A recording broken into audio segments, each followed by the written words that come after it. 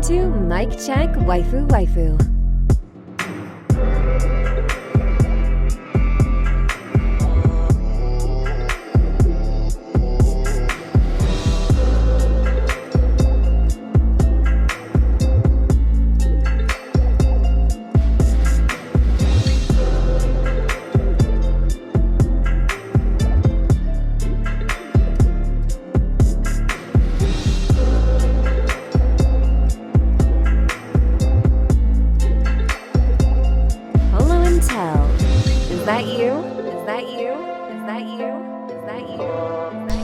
Check.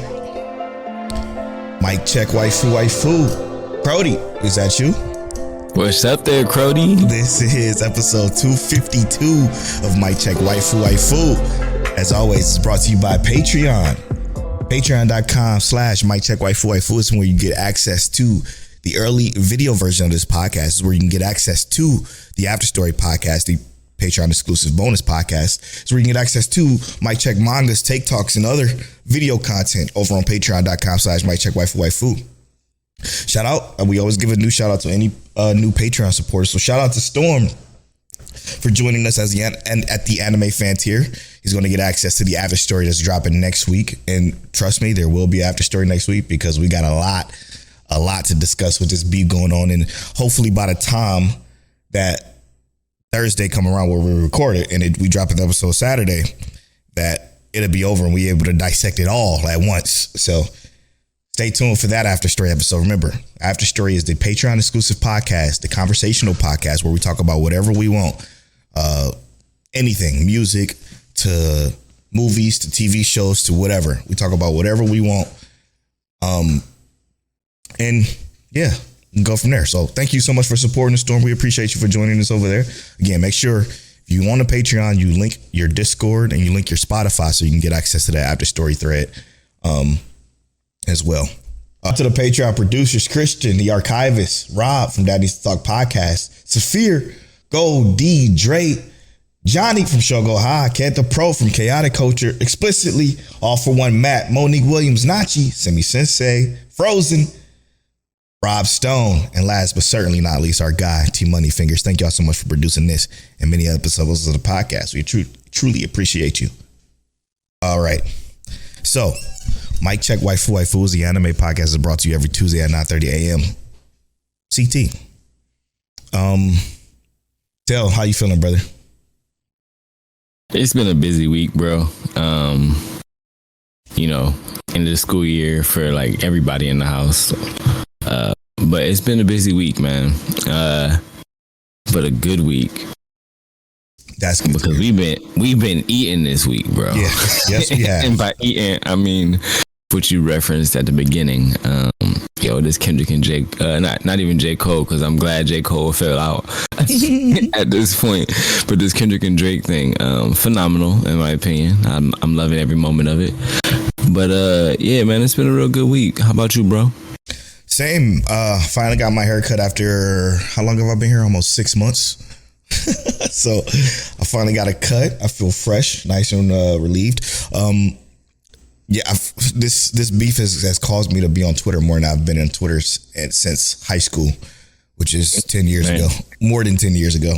So it's actually insane. It's been fun. It's been fun. I can't wait to talk about it on the after story. So, but also it's been a great week of anime, to be honest. It's going to be, it's very, I don't know. This week is it was a heat week for me personally.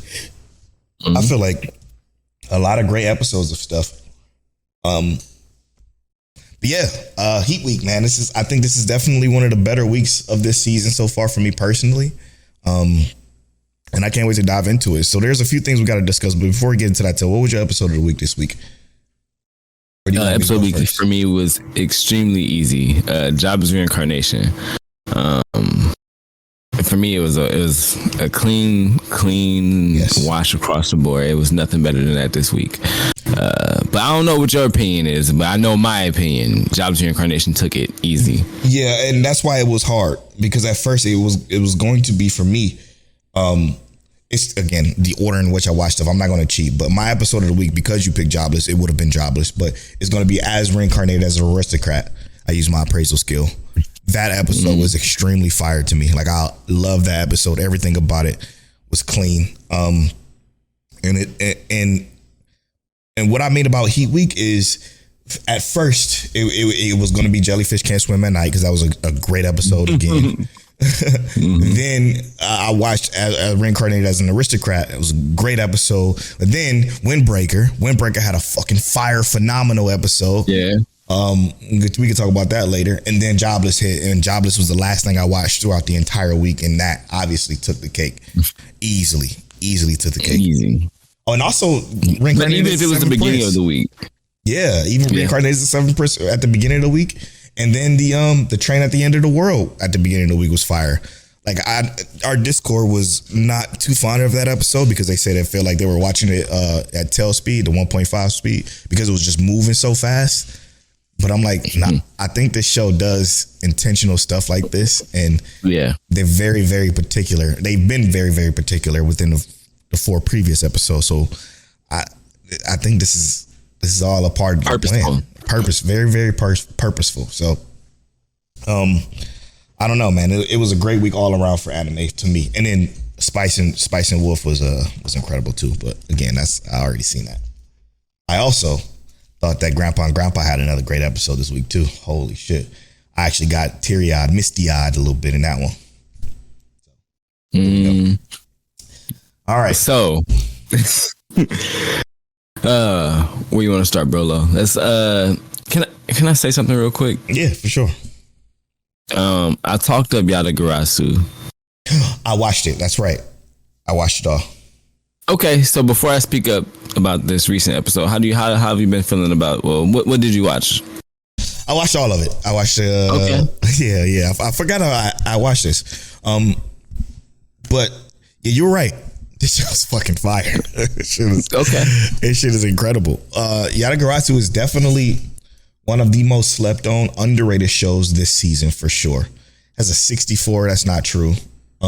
So go ahead. That's not true at all. This show is actually fantastic, and all around, like, it's captivating, and I feel like it's going to get more captivating as shit progresses, and I'm looking forward to seeing where that goes. Right. So those are basically my sentiments exactly. Although I do feel like this was the most boring episode. Really? In a sense. This episode was huge. I know it was huge, right? You know what I mean? Like, I know it was huge. I'm not taking away from the politics of it, because that's what builds up so much of the intrigue of this show, and then like the peer-to-peer, character-to-character interactions with that. But I did find myself bored this week with this episode specifically. And not to say, like I said, it wasn't like I wasn't tuned in, like I didn't enjoy it. It was I just did find myself kind of bored watching it. I was glued. Yeah, but I am enjoying the show, and I'm happy to see that. Okay, I'm not the only one that thought it was slept on, because I was 100%, 64% was not sitting well with me. Nah. That did not feel like it was accurate representation of what I was watching. Even when I felt shaky in the first episode, I was like, "There's no way 64% is what this show is sitting at." You know what I mean? So, hey, I see. It seems like it's one that's going to be added to the list for the week-to-week watch for sure. 100%. This is a week-to-week. This is I'm excited to watch week to week to find out what the hell is going to happen next. I'm trying to think of the part where you could be bored, but I guess, I don't know. Maybe it was the tone of it.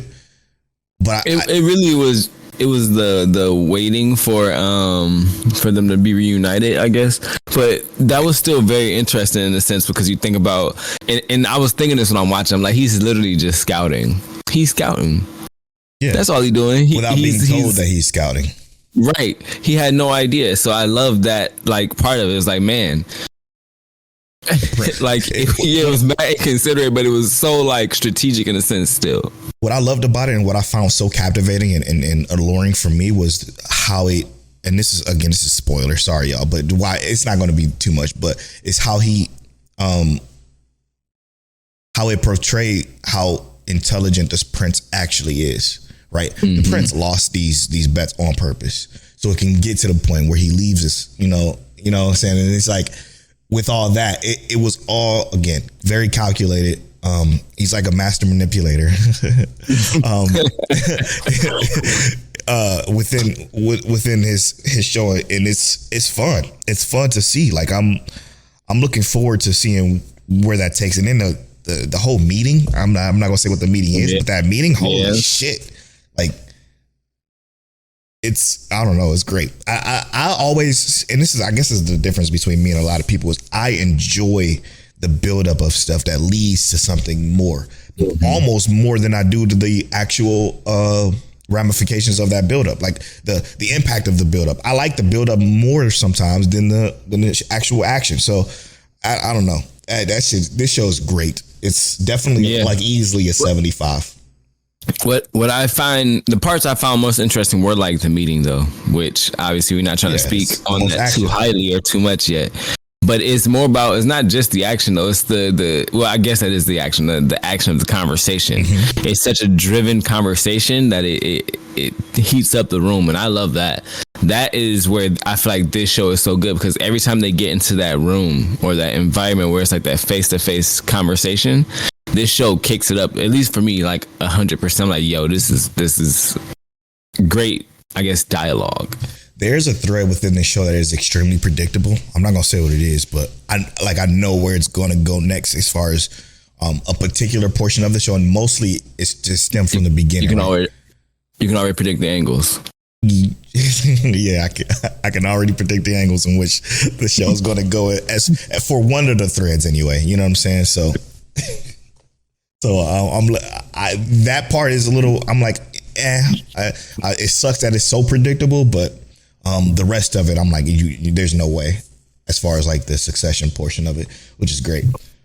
Now, My Hero dropped season 7, episode 1. I've watched it. It was a good episode. My problem is, and my only problem, and I'm going to spoil episode 1 of season 7 of My Hero. So if you're not caught up with My Hero, what are you doing? But if you're caught up, this is episode 1 spoilers of My Hero. Not much happened, okay? But we got basically the introduction of Stars and Stripes. I was hyped for this one because everybody's like, yo, she's so fire. And that's fuck. In this episode, I was fucking not impressed. I'm like, she's fucking lame. She's the lamest fucking. She's probably one of the lamest heroes ever. And it's mostly because she was so easily dissected. She was so easily dissected from All for One that I'm like, she cannot be this basic. And while it is basic and it's kind of cool what she does, she can fall flat so easily with her ability that I'm like, I don't think this is as cool as I thought it was gonna be. And while the shit she could do is impressive, mind you, I just don't think it. I don't see it as cool as everybody else says she is so far.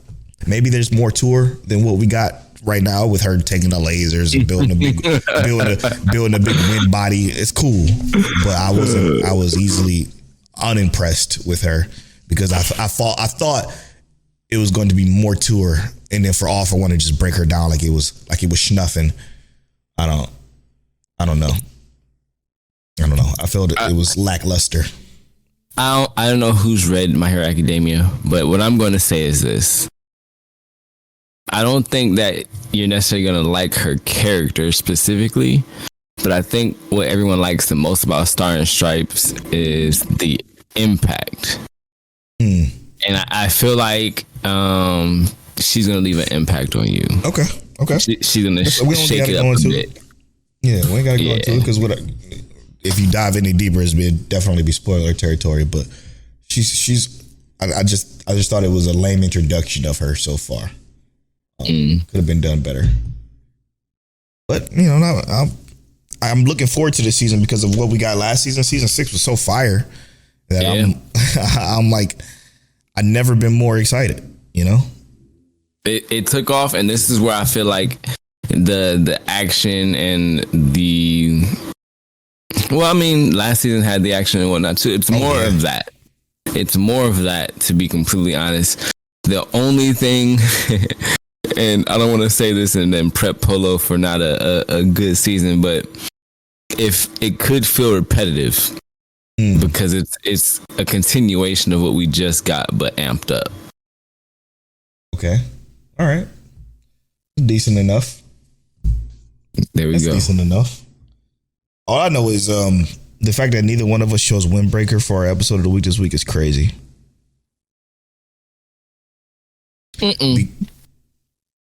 What? No, it wasn't crazy.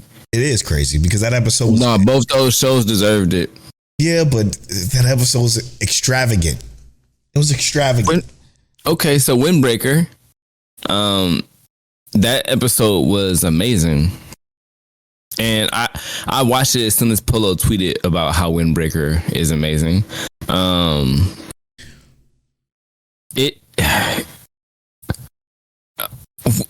We can't talk about this right here. It's got to go to spoilers talk. Okay. I was about to say, it's leaning more towards that gut check I gave last week, but I digress. Because yes. yeah, we're going to save it for spoiler talk. We're going to save it for the second half of the show. But next up on the agenda, and I don't have anything, so this is where we go. Okay, well, I did want to say this real quick, just before we get into anything else, because there's more that we can definitely bring out here. But how you feeling about finally having some of those anime that we weren't really gonna watch off the list? Like, you know, we did that cut. How you feeling after the cut? Because I feel like I've got a few things that I cut from my list, and it's added a little bit of a reserve space for me. So is your list still thick? Like I know I still got like 20 plus anime, but some of those are like end of the season binges, like Misfit Demon King. You know what I mean? How you feeling after that offload? After the offload, I feel honestly a sense of relief every week now, because and it might be because of the last season kind of like overburdened me with anime. Sometimes like I would like, God damn, so much I gotta watch that I felt overwhelmed. This time I feel light. Like I feel so much lighter and I'm able to watch stuff. I could even watch other stuff if I wanted to, which I might just do, which we still have to figure out what our review is going to be the week after the next. So if you guys join our Discord, go to miccheckwifu.com, click the about section and join our Discord. You can leave a section. You can leave a suggestion on the thread. Help us find a review so we can find something to review for the week after next, because the week after the next is actually going to be midterms. Is where we go and kind of dissect the full season in its entirety. But the fact that it's so light made this season more fun for me, to be honest. So I'm thinking about picking up some movies and some old shows that I have in my anime in progress list, but we do got Demon Slayer next week, so we do add one more on top of what we already got. But it's not bad, man. It's not bad. Yeah, and Demon Slayer being a nice guarantee, that's going to be one that doesn't feel like we're actually working to watch at all, because that one is, man. All right, so the next thing I want to talk about is some of these isekai-esque anime. I was reincarnated as a Seventh Prince, bro. Hear me out. I don't know if people are still saying what they were saying about him and his design, but Lloyd, I love this character, bro. Yeah, I don't get the design complaint either, but it's because he was feminine, but still a male, I guess. You know what I mean? Sure. I guess that's what the complaint was, but I love this character. His ridiculousness is everything. And he is, I guess what I'm saying is he is my like almost borderline ideal isekai character with the maniacal intent on growth. He is, it gives me Shadow vibes, but like almost kind of opposite in a sense. Almost, it's more so Overlord. Yeah, with his experimentation, because Shadow is kind of clueless. Our guy is the opposite of clueless. Yeah, that's what I'm saying. Opposite. Yeah. So it's just so much fun, man. Everything from like, I don't know what that is. Everything from the What? No, do you hear that? Mm-mm. Everything from the characters' interaction with Lloyd to the way Lloyd like just moves is hilarious. Because when he's slight spoilers, but when he's sitting there and everybody's like in the Demon King, whatever, is like doing his spiel while he's fighting Selpha, I think her name's Selpha. And he's just sitting there playing with it and learning shit in the background. I don't know, man. Something about these isekais this season, I'm liking. This might be the best run of isekais we had in a very, very long time, because between the Seventh Prince and even listen, there's a lot of them. Even the New Gate is good, man. That was a good episode this week. I wanted to bring up Remonster. Oh my god, that was a good episode this week, and it was just like, and I am seeing where Demon Slayer definitely got its motivations from after watching this more and more. Demon Slayer or Reincarnated as a Slime? Not Reincarnated Slime, sorry. I am seeing where Reincarnated as a Slime got its motivations or some of its push from. But I do like the differences so much. Like, it's a very, it's still a very unique show in its own right. Absolutely. In terms of how it presents itself. Yeah, and it's, again, what Remaster is doing that I love about what The End of the World is doing, or that I love about Unnamed Memory is doing, and I talked about this I think last week on a live show, is that these are anime this season in particular that is respecting my time a lot better than most shows. Like, a lot of times I feel dragged around by some of these shows, or dragged out. Even Windbreaker. There's no pussyfooting around stuff in these shows this season. They're getting right to it. What you about to say? Even and not to step too far off the isekai, but even Your Sleeper, A Condition Called Love. Oh my god, yeah. These shows are definitely getting to the point this season, and it's something of like repute for this season. Like, I love that.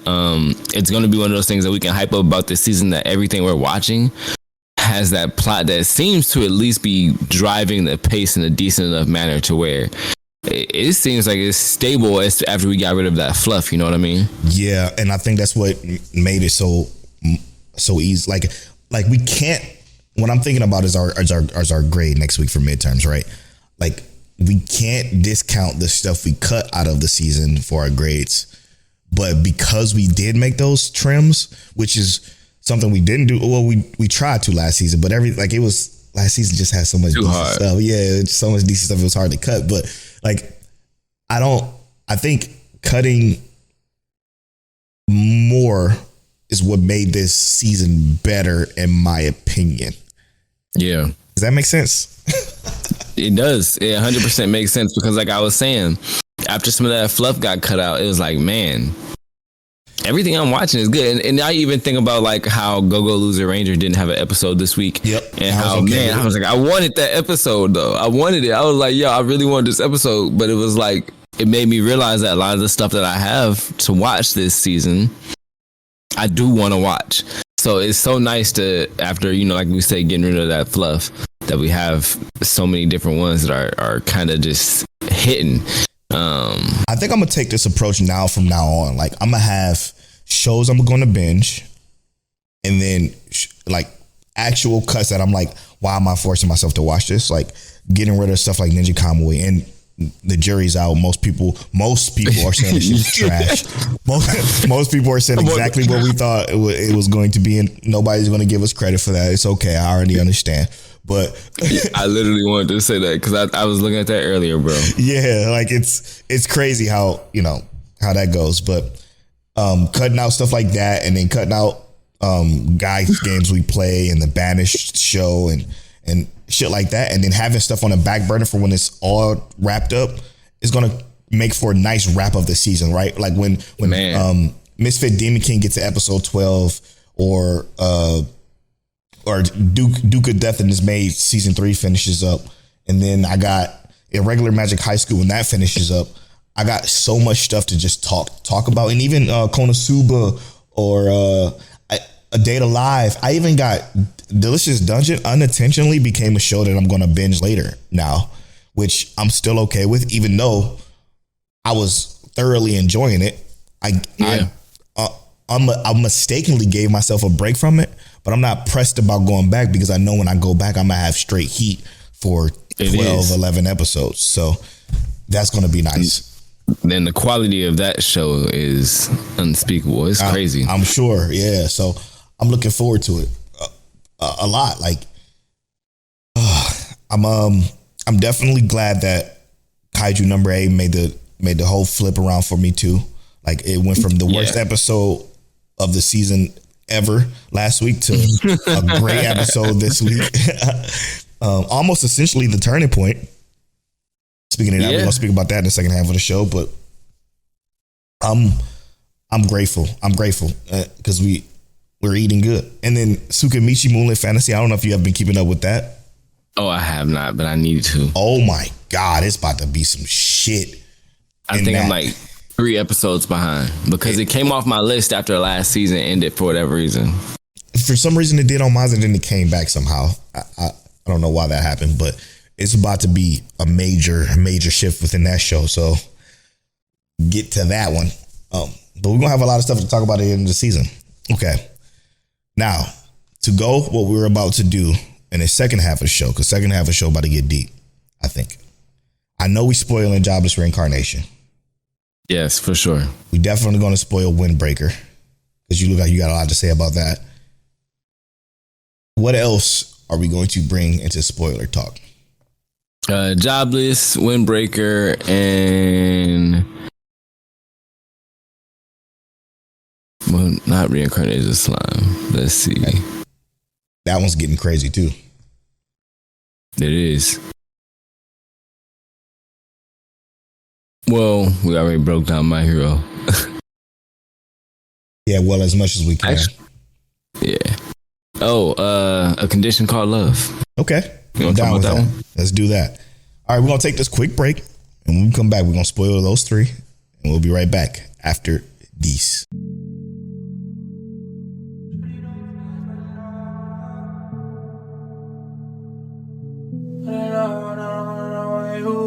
Shawty, don't test my love when I notice you ain't got me, no.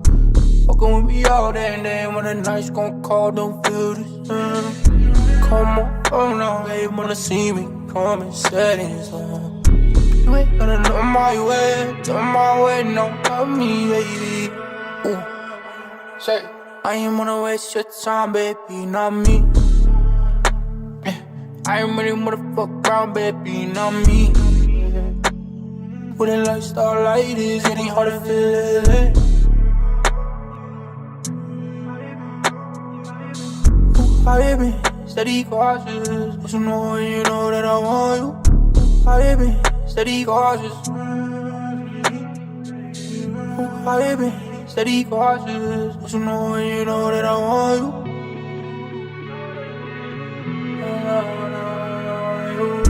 Shawty, don't test my love when I notice you ain't got me, no. Fucking with me all day and then when the night's gon' call, don't feel the same. Come on, oh no, they wanna see me come and settings on. You ain't gonna know my way, no, love me, baby. Baby, know my big one, my life. Got enough time, I want it, I'm on. Baby, know my big woman, got enough time, I want it. Baby, know my big woman, got enough time, I want it. Baby, know my big woman,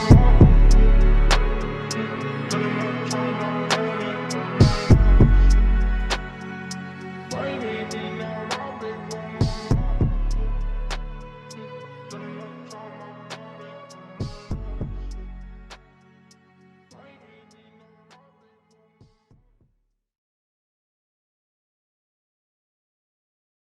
And welcome back to 252 on Mic Check Waifu. All right, let's do this. So we're going to talk about episode 5 of Windbreaker. We're going to spoil episode 5 of Windbreaker in its entirety. So if you haven't watched Windbreaker, click off and come back when you do. Now, starting off, Windbreaker It's fucking incredible.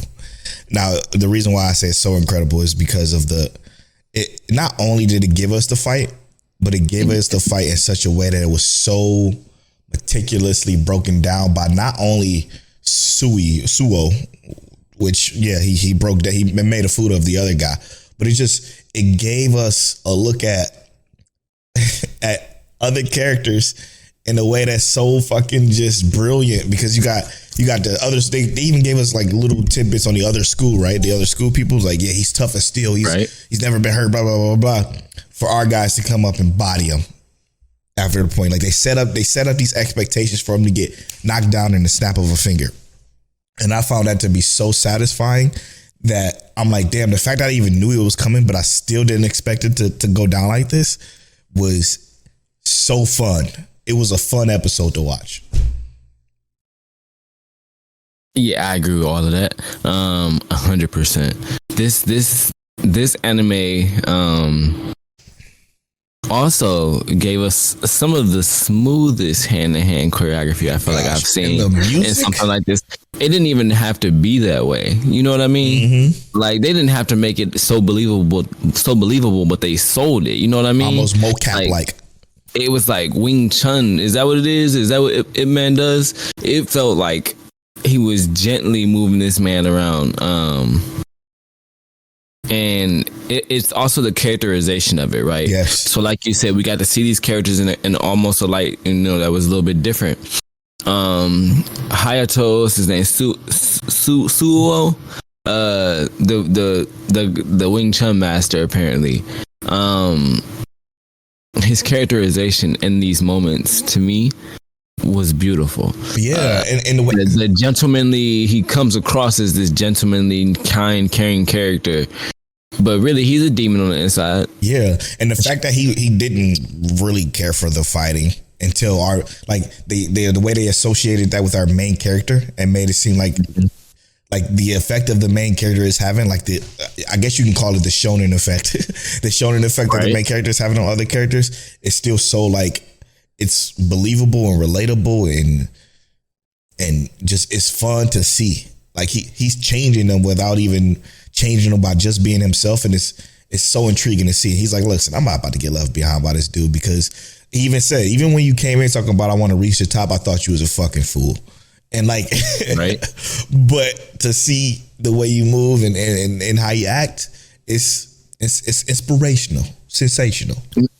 And what you said that I thought was most important was like the that it feels real. Yeah. These motivations feel real. So, and that's what takes away from like it being just like the shonen effect, is that it feels like that could be a legitimately real driving passion, at least for people in our where we grew up from and whatnot. We always, we've kind of been that kind of mentality. So I do think that's probably what makes it also feel like this is such a good show, is that those motivations do feel real, and that watching one character be a good symbol in a sense definitely would drive the friends around them, or the people that are around them, if they actually want to be those good people. So yeah, bro, exactly, 100%. And you're right, this episode definitely deserved to be episode of the week. It was definitely there, bro. The quality was all around good. Yeah, so like I'm pseudo nervous for Sakura. Mm-hmm. Pseudo nervous for him, because it seems like the vice captain or whatever is angry. He's pissed.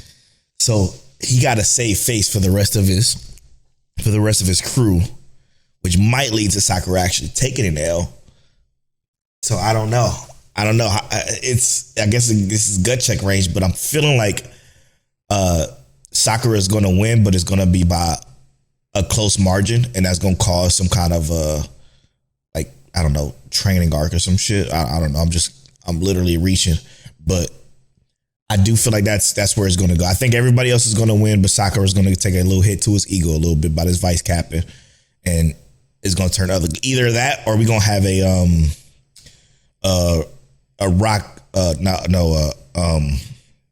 who's getting their ass beat so bad that Naruto and somebody jumped in in the tournament, in the tuning exam. Was it Rock Lee? Was it? I think it was Rock Lee. Rock Lee and Gara. It was Rock Lee and Gara. Yep, and then Gara started beating his ass, and then everybody came down to stop Gara or whatever. So I think we're gonna either have that moment for our guy, or he's gonna barely get out of this one alive, and he's gonna lose some confidence. Yeah, I definitely think they got to take an L, and I'm not sure who takes the L. I'm gonna be real. I want the head of our group to take the L. Like I said, I know it's not gonna happen. We don't have to. I want that to happen, mostly because of the driving force. But even if they can find another way to have a driving force, but yes, I think that they got to take an L. I'm not sure how big this L is going to be, but I feel like somebody in their group, it has to be some kind of reason why they haven't completely taken over, right? You know what I mean? Like, because that's not what their goal is anyway.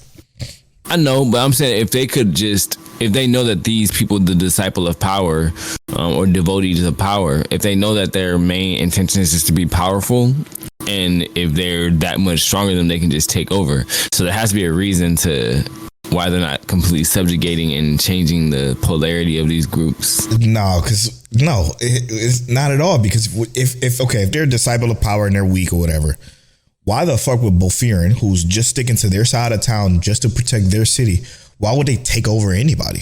That's never been their MO. Even the head's like, look, I don't even want to fight. But you want to go, you want to fight, fuck it, we'll fight. So why where is that stemming from? I guess the question is. It's stemming from the fact that we see that there is clearly just this one opposing gang, which there might even be more opposing gangs. 100%, yeah. That clearly cross over into different territories, right? Mm-hmm. This isn't just like a singular like city that's just like this is one city that's just broken up into multiple sections. You know what I mean? Like a city we grew up in. What I'm perceiving here is the fact that the continued struggle that they might be having with trying to maintain the safety of where they are would be rectified had they just said, let's take over this rival gang if we know we're stronger than them. Now, I get why they wouldn't do it. I can understand why they wouldn't do it, because that's not generally their angle, right? At all. But I'm lost at the seam of like, if that's the method, why wouldn't you take that method to make sure the people you're trying to protect are safe? Nah.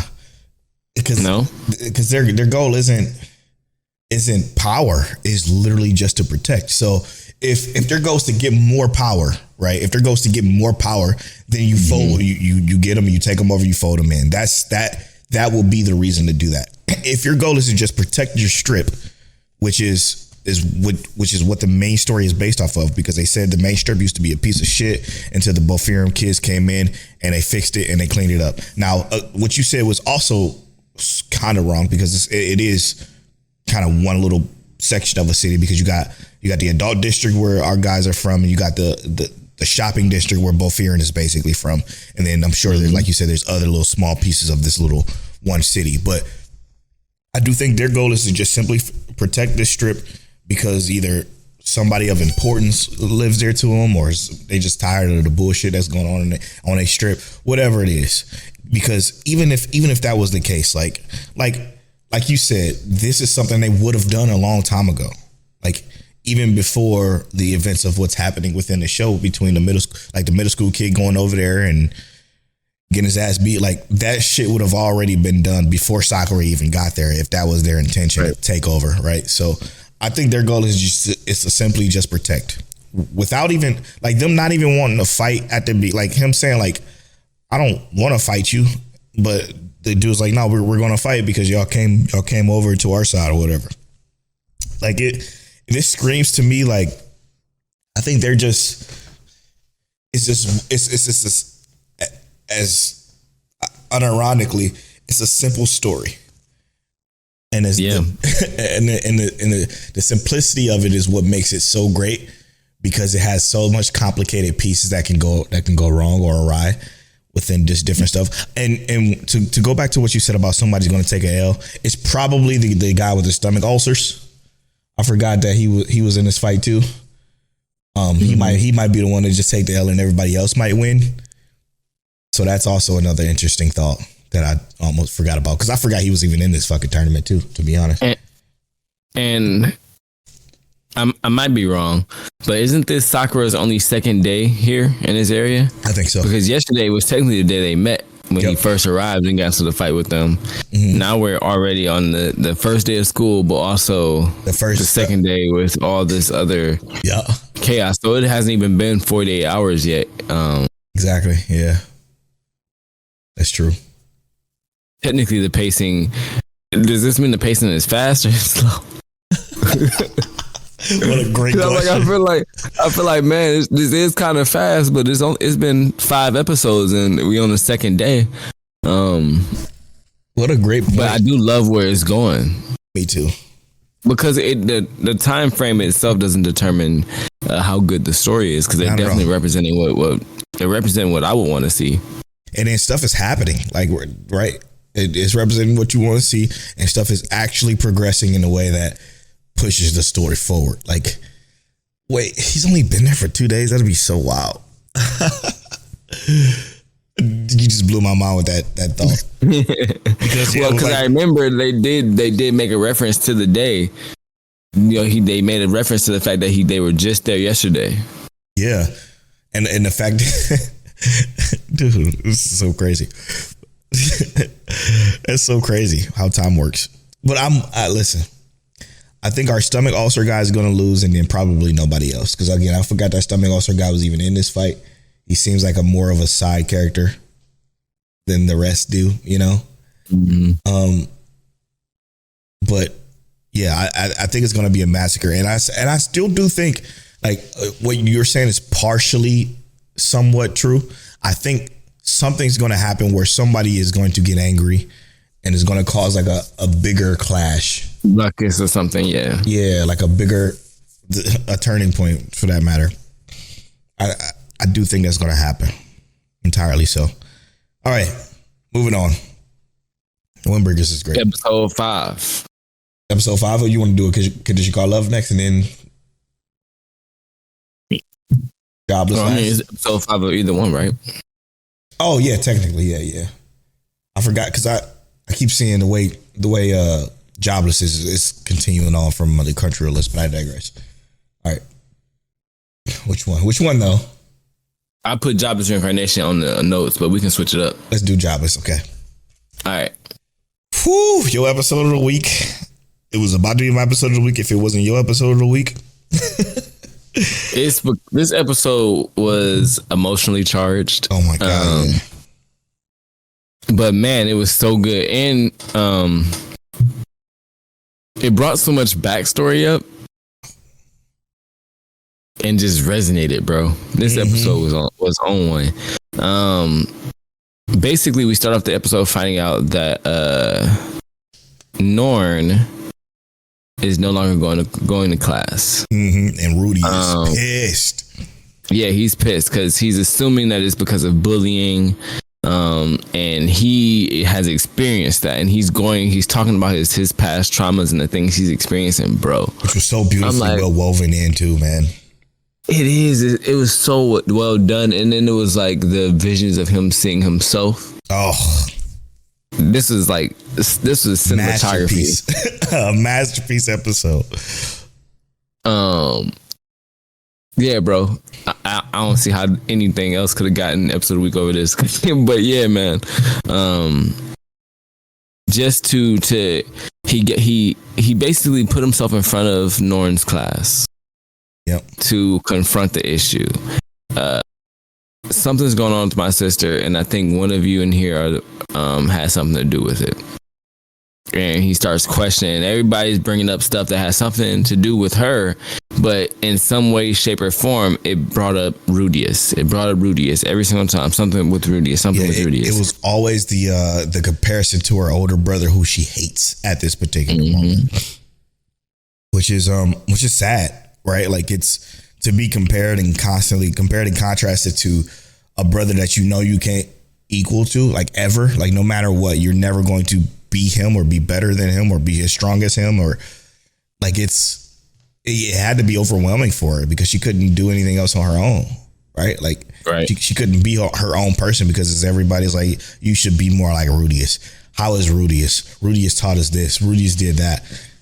It had to be taxing on her. So to come to that understanding, I feel Rudius. Well, he didn't know what the fuck to do after finally figuring that out. All right. So if it's not bullying, if it ain't somebody I can beat up and fix, then what do I do? Because I can't fix the fact that I'm me. I can't fix the fact that she despises me. I mean, technically he can, but so he's feeling out of character of sorts because he don't know how to handle the situation, and he wants to make sure she's taken care of. Which I absolutely love this about Rudius' character because it's like no matter what, that's still his sister. He didn't really get to grow up with her much because of the teleportation. So he's like, fuck, I want to be there and I want to be better for her. I don't know what to do. And then when they finally concoct that plan to go to the room, that moment in that room got the thug tear out of me. Yeah, right. That did, but also it was her point of view of everything as well, right? Oh my god, this little girl is not like she's not cognitively challenged at all. She is definitely able to break things down and understand what is going on with herself, and she's talking to Rugerd and it's saying like, does he? And Ruger asks her, does your brother worry you or do you hate your brother that much? And he's like, I don't think your brother is the person you think he is. And while he still has his perverted tendencies and whatnot, Rudy is actually great in a lot of different ways. He is more humble now than he was, which we've seen a lot of growth in this character, if we be real here, right? Way more humble now than he was in the past. Mm-hmm. But this character has grown into such a reliable, dependable, powerful, strong, powerful character that you would assume that if she actually, gave him a chance that she would like. And I think that it's the preconceived what she's already lived through that gives the notion that she can't trust him. Because once that's something that she has to break down. Yeah, you got to think like the way they broke it down was absolutely perfect, like you said, because the first thing they talk about is when she was 3 years old, she witnessed him beating the fuck out of her father. He don't know him. He don't know where he came from or why he's doing this or what he's been through. She just see this boy beating my dad up, and the dad is only did nothing but spoil Norn, essentially, like take very, very good care of her, according to her. So it's like with that, she's like, yo, why would I trust him? And especially since the only time she's seen him is when he was drunk with a girl or something perverted was happening. So it's like, I don't really like this guy. So it's very understandable. And you said something that's very, very important too, is that the fact that she's not cognitively challenged, like the fact that she remembers that being 3 years old, that in itself is impressive. And then able to figure it out on her own, like, wait, he doesn't necessarily have a problem with me, because she was honestly, truly just terrified of him. She thought that she was a burden to him. She was concerned that he didn't want her there. And then for her to witness Rudius's emotion in that particular moment, and for it all to click with her, made the change, which also caused a misunderstanding, because Rudius didn't understand what happened that fixed the situation, and the fact that it was him that essentially fixed it. He feels like, I didn't even do anything, and I'm just glad it's better. Like it's a masterclass in storytelling what this show does. Like honestly, truly a top tier story. And the overlay of seeing Rudius and Norn's dad. Yeah. And then it actually just being Rudius standing there in this like sorrowful state, but does the same thing that his dad always does, and what Rudius always does when someone acknowledges or he sees someone, he kind of gives that smirk. And that to me was, like you said, that's what changed the situation, was that she saw her dad and her brother, that the person that took care of her and made sure she was okay the whole time, because she was trying to figure out, why didn't he get mad when I said I wanted to stay in the dorms? Why is this? Why is that? And it's because she was so upset in those moments that she didn't understand. But in this moment of her trying to understand, she sees the image of her father and her brother. So hey, this is a beautiful episode, man. This episode can be broken down like a Kendrick Lamar song. It's crazy. It's absolutely perfect. Yeah, it's perfect. Now this is where most of the dialogue probably should come from. The next episode is titled Turning Point 3. Jobless Reincarnation, literally, for those of you that don't know, Jobless Reincarnation literally coined the term turning point, because it literally put in perspective that every anime show that you watch has a particular turning point episode. Rather, if it's finding out that Aizen is the one that betrayed the council, or fucking Orochimaru would kill the third Hokage. Like there's always these turning points within these anime shows that completely flipped your show on its head. So it's the turning point has always been a thing. Jobless Reincarnation put it in the forefront, with the turning point 1 being the teleportation, the turning point 2 being the fight between the dragon god and Rudeus getting fucking decimated. Even though we saw how powerful Rudeus can be, he was basically smashed like an ant, which then caused Eris to become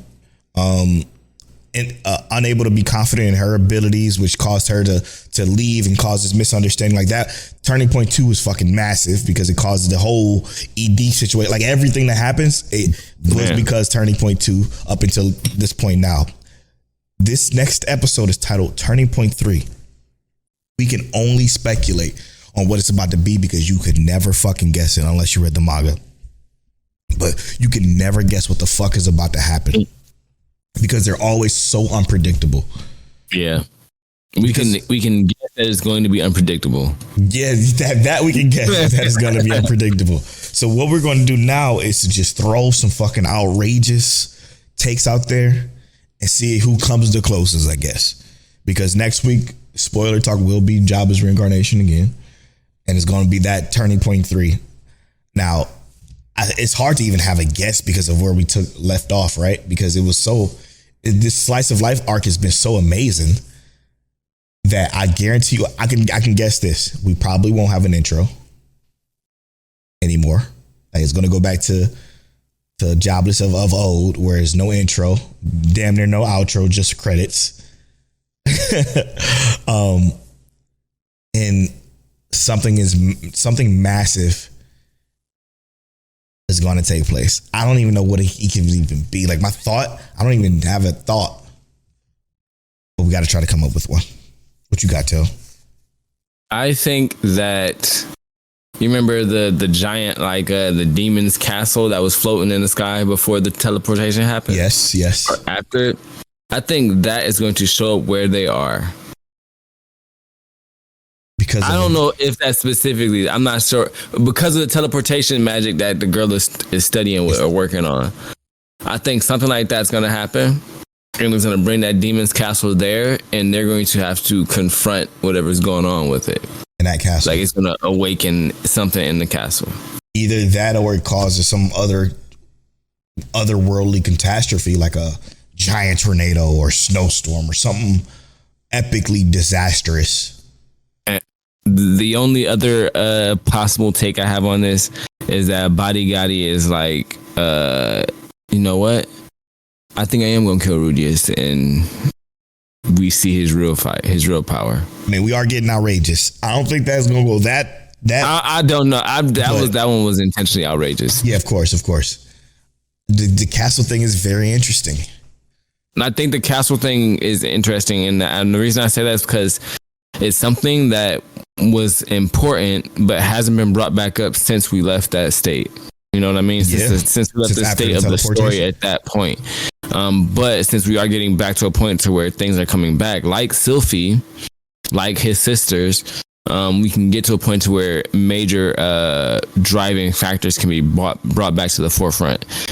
So I think that could actually be something that comes up again. There was one scene within that castle. It was two people talking. I believe one of them had white hair, if I remember correctly. What was that conversation even alluding to? You remember at all? Because honestly, it was one scene, maybe 2 minutes in one episode.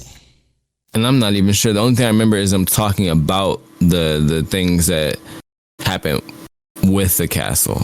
You know what I mean? Mm-hmm. Which I'd have to go back for a little bit of a refresher, but I think that they said something like the castle exuded so much power or something like that to where it was causing some kind of invasion with monsters into the world.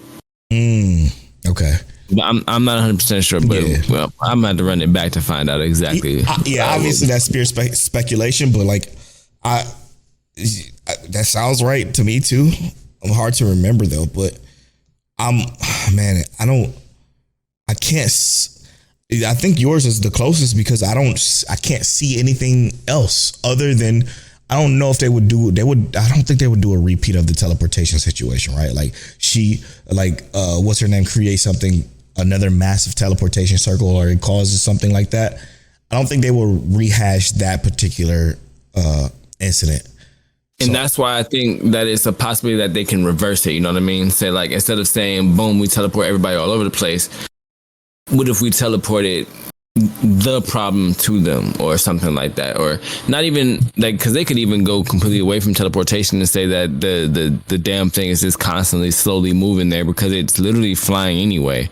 They could say that it'll be here in a week and this is what we plan on having to deal with in a week. You know what I mean? Yeah. But something that polarizes obviously is going to be in the turning point. Yeah. And I mean, and we know from the last core that his mom is at the bottom of something, being basically held captive for one reason or another. Maybe it's something to do with it. And this is again a reach, but you got mention the mom. Yeah. You got Rudius, you got Sylphie, Body Gotti, you got that cursed child, you got all these culminations of different, I guess I'm a lack of a better word, manas in this one spot, including the chick who's doing the teleportation or trying to do the teleportation magic, even though she doesn't have any mana. All these people convene in this one spot. I think it has something to do with that. Maybe the dragon god finds her again and pulls up. It could be that. It could be a number of things that I can't wrap my hand around. I don't know. Because to go from where we at right now to a turning point episode is like crazy to me. So, and that's the best thing about it is that we never accurately guess these turning points, bro. Ever. You can't. Unless you read the manga. Like, Rudy is getting kidnapped. We ain't know he's gonna get kidnapped and get put in a wooden cage when it happened. Yeah. So the best thing is we're gonna have to check in next week. Yeah. Cause I don't know, bro. But I know I'm excited because they've never failed us on this. Nah, not one episode has failed us, I think, in this particular show. No, yeah, I agree. Okay. And then moving on to last but most certainly not least, a condition called love. We got a little bit more on the situation of why he won't make friends. And really close to kind of what we said last week. Very, very close. But yeah, he just said that wait, was it almost exactly what we said?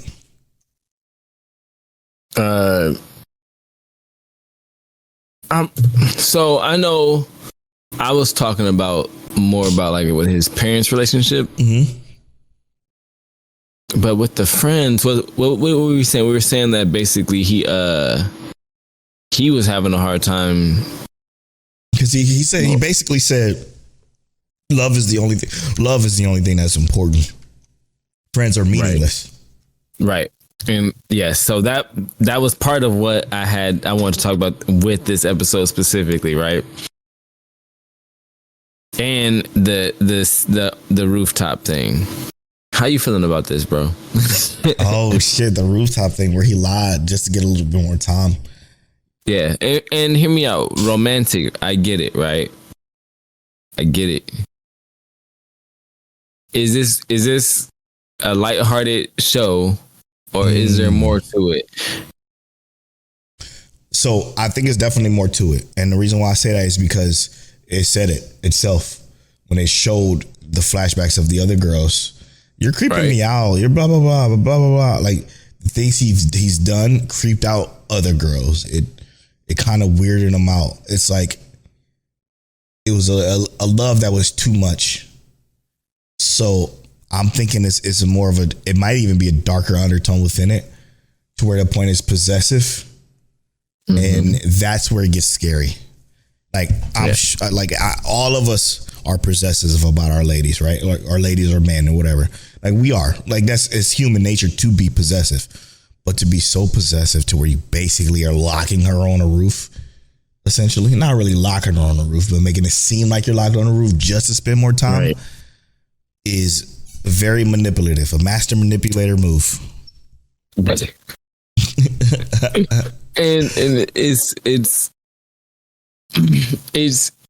it's so intriguing in a sense because like our MC thinks nothing of it, or other MCs, she thinks nothing of it. Yeah, and she enjoys her time, but it makes me feel like there's a lot of naivety there. But it's like it also makes me really want to hope for the best, because what does it take to make a person like this? You know what I mean? They've already shown like in the background of episodes that there is an issue within the home or something there. So what does it take to break a character to the point to where they feel like it doesn't matter if they have family, it doesn't matter if they have friends, as long as they can love the person they love.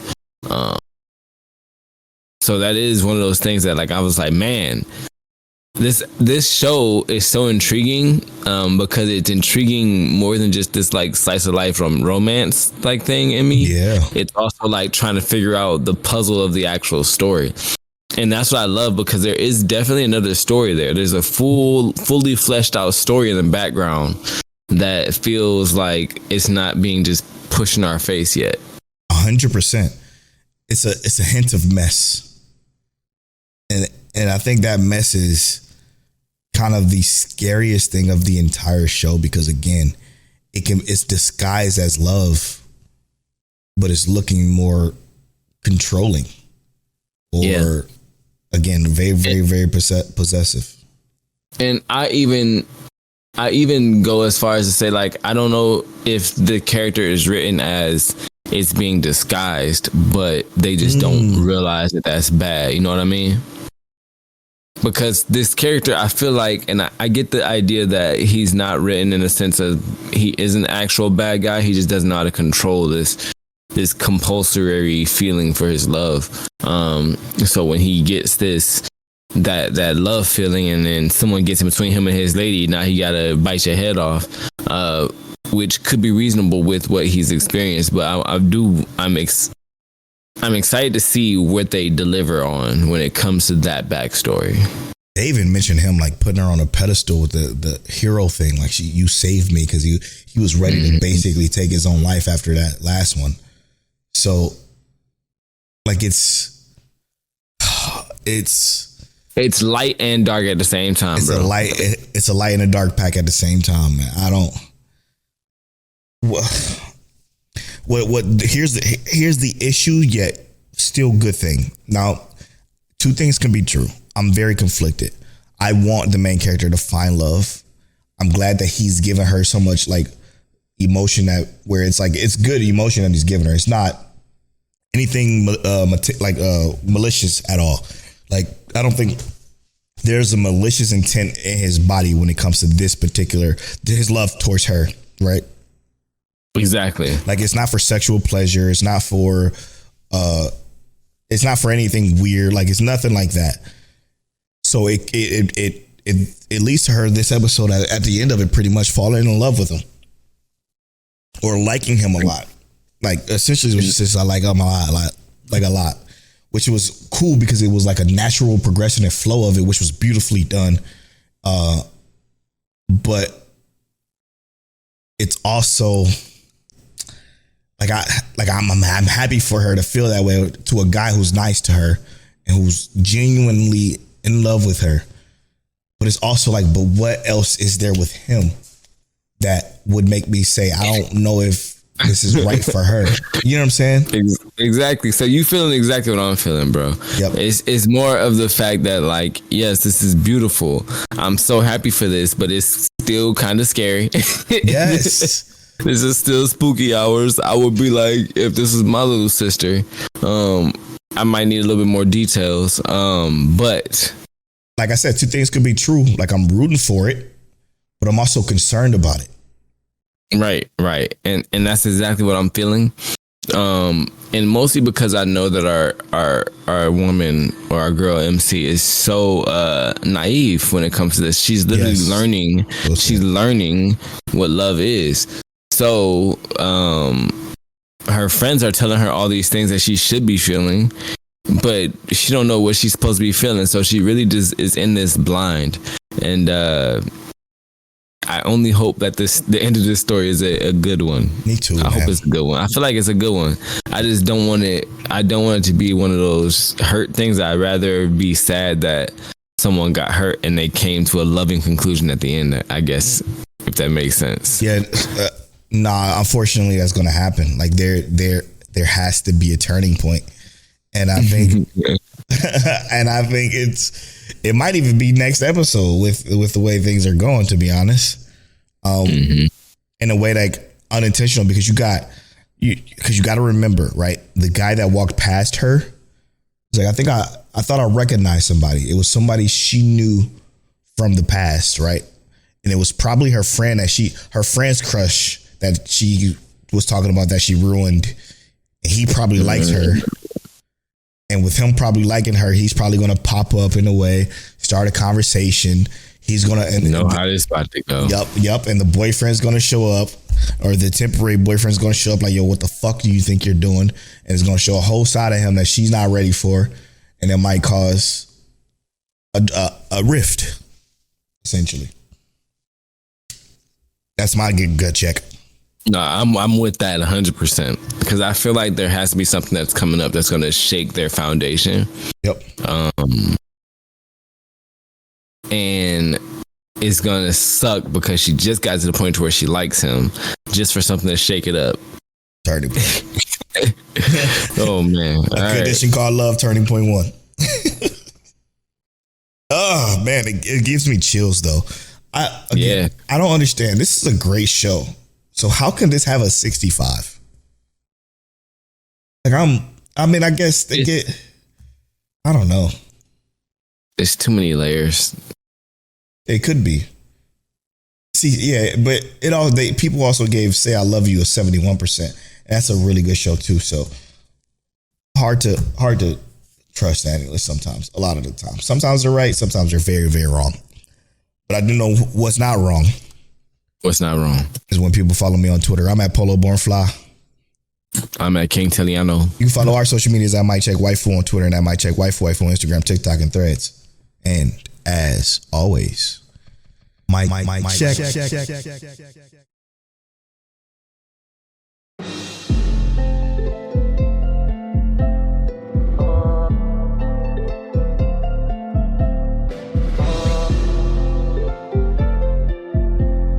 You're now tuned into Mic Check Waifu Waifu.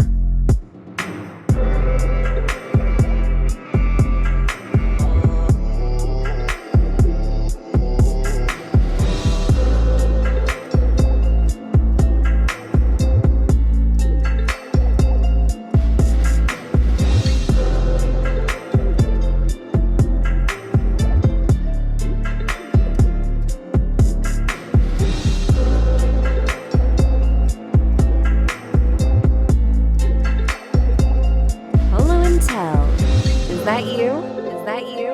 Is that you? Is that you? Is that you?